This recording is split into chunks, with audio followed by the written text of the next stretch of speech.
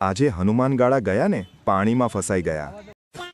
સાવરકુંડલાથી ગાડી નીકળી ગઈ અને રસ્તાની મજા લેતા લેતા અને પહોંચી ગયા ખેતલા આપા એ ચા પીવા માટે.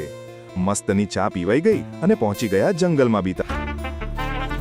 મેં તો ગાડી નાખી પાણીમાં, નીકળી ગઈ, વાંધો ન આવ્યો. અંદર પહોંચીને સૌથી પહેલા તો ફ્રેશ થઈ ગયા અને ચાની પ્રસાદી લઈ લીધી. પછી નીકળી ગયા મેન મંદિર બાજુ. આજે રવિવાર છે અને પબ્લિક ફૂલ છે. બરોબર જંગલ વચ્ચેથી ચાલીને જવાનું છે હનુમાનગાળા મંદિર બાજુ. અહીંયા પ્રકૃતિની મજા છે અને જેને ટ્રેકિંગ કરવાનો શોખ હોય એમ માટે પણ આ જગ્યા સ્વર્ગથી ઓછી નથી. મંદિર બાજુ જાઓ એટલે રસ્તામાં આવા નાના નાના ઝરણા આવે છે. જેમ જેમ થોડાક ટાઈમમાં મંદિર પાસે આવી ગયા અને ગર્દી પણ વધી ગઈ હતી.